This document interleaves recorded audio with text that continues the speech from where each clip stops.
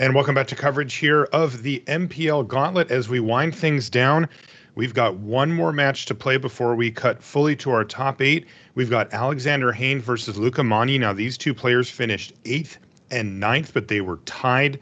And as such, they are going to be playing a tiebreaker match here. Now, as we come in to game number 1, this is a best of 3, like a regular match. There's no extra matches or anything. It's all going to come down to this one match between these two players. And Cedric, as we've heard earlier in the broadcast, they've actually already played each other twice over the course of the Swiss, with both games going to Luca Magni. Yeah, not great for Alexander Hayne as far as a pairing is concerned. But I will say this. That was then, this is now. Yeah, baby. Hayne has lost twice. I'm not sure the matchup is good, but none of that matters right now because he's got to win 2 games to keep doing this thing. And as I said earlier in the broadcast today, Marshall, part of getting through a tournament like this, you got to win some bad matchups along the way. And this is Hayne's chance to, let's say, redeem himself a little bit right now. I love it. Also, Alex, before the tournament started, said he had felt a little out of touch with the competitive side of the game and that he wasn't having as much fun. And so he decided for this tournament to just say, whatever, I'm just going to have some fun playing some Magic this weekend. We'll see what happens. And he's got himself real close. But you know what's real fun? Winning. That's what's fun. And Alexander Hayne is just a match away from making it into the top 8. Luca Magni is all that stands in the way. Now, they only played twice, right? Like, really anything can happen over the course of a couple of matches. But is it indicative of the matchup that Luca won those first 2? I mean, is that because he has a significant edge here? Yeah, I do think that Luca has a pretty significant edge. Hayne doesn't have that much interaction. Getting this Pyromancer online and then starting to, draw a card cycle, kill some stuff that way. That's a way for him to win the game, especially on the play. But Hayne doesn't have like a ton of interaction, and his runaway draws with something like a Flourishing Fox, they just don't really come to fruition in this matchup. So I don't love Hayne's spot in this matchup at all, but I will say Luca has, taken a little bit of a mulligan, not the most explosive of Winota hands that we've seen thus far. So, it's doable. It's doable here for Hayne. I will say, unfortunately for Alexander, that third land, that Triumph, is ETB tapped as opposed to otherwise, which means his Pyromancer is going to take a little while to get online. Yeah, that's a little bit tough. There is hope for Alex. He played against Brad Nelson twice, who's on a similar list to what Luca's playing, and he beat him.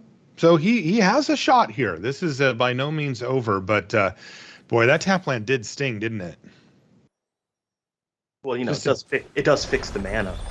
It did. So going down the line, he will have access to blue mana now, and that could certainly be helpful. But boy, I just wouldn't want to let Luca Magni run unchecked here on this battlefield. Such explosive starts available with the treasure or landfall extra mana from a Lotus Cobra. Yeah, it can get out of control quickly. We've all seen these Winota strategies over the past handful of months, and we all know how explosive they can be. It's a deck that everyone has taken into account getting ready for this weekend, because if you don't, you get bulldozed by this thing. Hayne's matchup here, again, I don't think is all that great. I know that you did mention that he's beaten Brad a couple of times, but he's also lost to Luca multiple times too. So, it's ups and downs, it's all around. And at the end of the day, it's one match for it all. And that's not so bad, finding a couple of untapped lands right now. And the blue mana that you alluded to, he's actually found off of the pathway now. So, okay, yeah, because I actually thought that was the Raugrin Triumph, but it wasn't. Yeah, Zagoth. That was the one of extra Triumph that covers only 2 of his colors, not the third, just to have an additional cycling land. Yeah, the old Mardu Triumph, as it were. That's the short.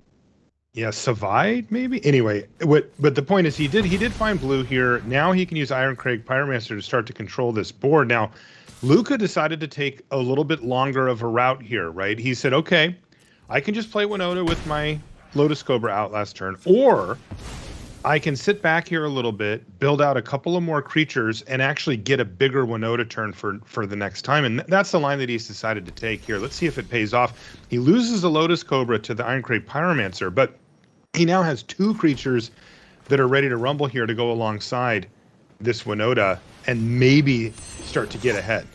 Game time. Here she goes. Yep, triggers go. Let's see how these triggers go. This is huge. Okay, wow, Kenrith and Elite Spellbinder here. So 2 good options to kick off the first trigger. Kenrith is the card, of course, that jumps out to you. He's made sure to leave that treasure as well. Now he has Elite Spellbinder or a second copy of Winota. This one, of course, would be attacking. It's tempting. Yeah, and you can see a little bit of a grin on Hayne's face right now because, he knows how this goes. He's been here before. He's played against this deck multiple times here this weekend. There's a part of you that's like, yeah, you'll miss, right? Winota, no, they're not going to miss. So they get to look at so many cards with each trigger. The likelihood they miss is incredibly small. You're just hoping it's not worst case scenario. And Kenrith is kind of in that space, it feels like right now. So Alex is going to soak up as much damage as much creatures as he can. He's going to double block the Jeskai Sentinel with 2 1/1s. That'll take care of it on a clean trade, and then he'll soak up 1 damage via the Pyromancer. But that means he's taking the brunt of it. 8 damage, down to 12 goes Hayne. More cycling in hand here for Alex, but what's the way out? I mean, he currently doesn't have a way to kill this Winota.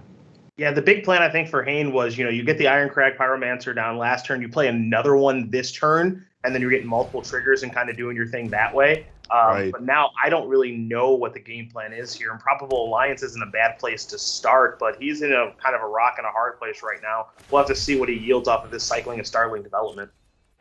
Okay, well, he's going to yield a 1/1 for sure, and a negate against Winota. As it turns out, Luca does have 1 negate target in hand. He doesn't have that many in the whole deck, but he does have 1 here. But again, not an answer for the on-board Winota that's already sitting there.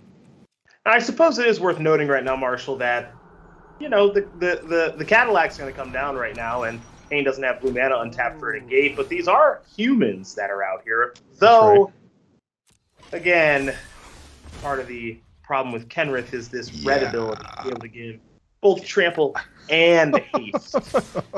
So 3 triggers here for Winota, as well as the other humans just piling in because, hey, they can still attack. And boy, a lot of legendaries there. There's a Minsk in hand here for Luca, but he could take another one into play right now. Really no point to take the Kenrith, though if he'd like, the Elite Spellbinder could be tempting for him. He's going to take it. I mean, if anything, it's just able to attack in the air and keep the pressure up to reduce the blocking options. Now, this is more of a miss here. It's a second Winota, but he's going to take it.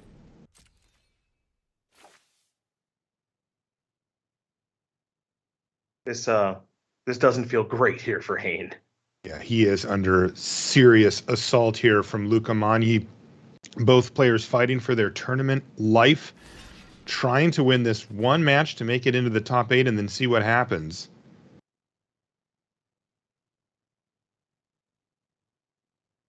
Is there any good chump block can be done here? Because you got to remember, these creatures have trample as well with that red ability. All creatures gain trample and haste until end of turn. Single red there from Kenrith. Very powerful card. Yeah, that ended up being, that was one of the abilities that when you first read it, you're like, the one of them says draw a card, one of them lets you throw counters around, one of them lets you gain a heck of a lot of life. But that red ability ended up being the most important one by a lot. Yeah, I think I agree with you on that one. And now we're going to start assigning damage, trampling through. We're going to see Hayne, Marshall down again. Yeah, I think he did that even twice for the turn. Wow. Okay. GG. That's Luca Magni picking up game number 1 in convincing fashion.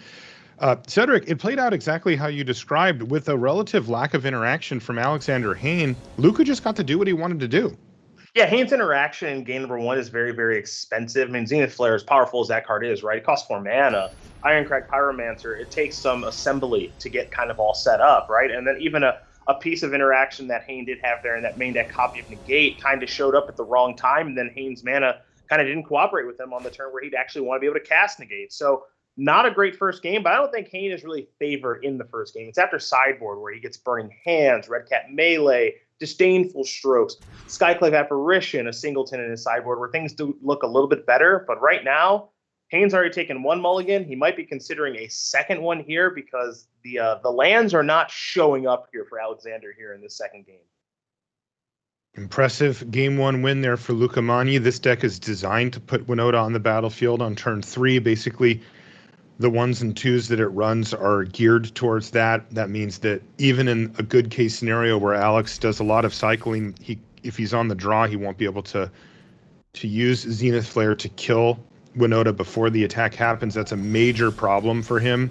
Now he's going to be on the play this time, and let's see what he can do. But here comes Selfless Savior straight away. He's got to cycle into a land badly. Ugh. He cycled into a cycler. Mm-hmm. Oh, goodness. Well, this is huge. Luca Magni, you saw the reaction from him there because he knows, look, I've still got some work to do here, but that could be GG, right? I mean, this can be as simple as, well, Hayne just drew a land, thankfully for him. I was going to say this could be as simple as turn 3, Winota being defended by Selfless Savior. The game is over, right? But he did draw a land and a blue source, which is very important for the Disdainful Stroke that's in hand. So for Hayne, I don't want to say a perfect draw, but a pretty darn good one. It's definitely game on again. The issue that Alex faces here is that Luca does have 2 very powerful 4-drops in hand. He's got the Asika's Chariot and he has Winota. So even if one of them gets countered, he's just going to keep coming back with the next one, and it could be difficult for Alex to keep up here. Let's see if he can do it.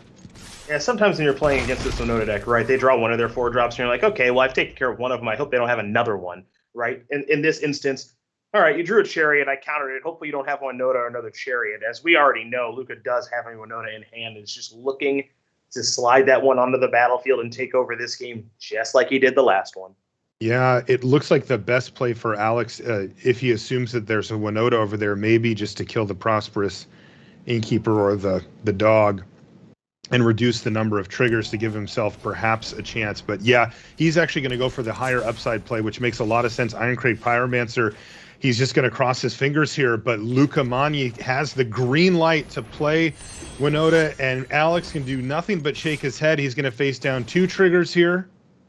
What? It's a big fat miss, though, for Luca. Okay, but now he hits Blade Historian, which is pretty good here, but not devastating. Like, Alex can soak up 2 of this damage. He takes 6, but he's still okay. This could be going significantly worse here for Hayne, given the ceiling on the Winota hits. So there is that. Now, I'm not saying he's in good shape right now. I would be lying if I said that, but things could have also been a lot worse for Hayne. So let's see if he can maybe claw his way out of this. Wow. You know, I have to say the swing that we have from when Alex missed a land drop and Luca kind of sat up in his chair like, oh my God, this is mine to win, to the stress that we see on his face now is quite different. We've got a real game on our hands here. There are ways out here for Alexander Hayne. This is not over yet. It's getting close, though. Yeah, so now you cycle. The Pyromancer is going to trigger. You get to take care of the Blade Historian, right? So that should be... Well, yeah, that's going to bite the dust. It's better than killing the Innkeeper. Drew a copy of Red Cat Melee. Okay. Now we see Kenrith Return King in hand here for Luca. He can play his land and cast it, but he can't do anything with it. So we're going to see another Winota trigger, and it's into another Blade Historian. Boy, is this going to be just enough to get the job done. Now it's going to be a forced chump block here for Hayne, and his ability to control the board just fell out from underneath him. Yeah, and Hayne gets to add something to the battlefield post-combat, right? He's got the option between Elite Spellbinder or Kenrith Return King. So Hayne already kind of feeling the pressure that Winota's putting on the battlefield, and you're hoping, well, maybe there's not a follow-up play, right? Maybe I can get a little lucky and you don't have something else good in your hand. But we know that's not even true. For Luca, he could go 3 for 3 against the Pro Tour Avacyn Restore champ. Alex Hayne has not gotten even a little bit lucky this game. There are no miracles here, unfortunately, for Alex. No, he has had, I mean, every single thing that he didn't want Luca to have, Luca had every single time. And he has been able to apply such incredible pressure to Alex that he just can't get his footing, even though he had a few looks at a few ways to start to try to control this board with these Pyromancers and maybe a removal spell here or there, but it just hasn't come together. You can use Red Cat Melee to take out the Winota, but then he's going to give him the good game, and Luca Magni secures that top 8 seat. He is in, and we're going to have to say goodbye to Alexander Hayne for this one. Luca Magni is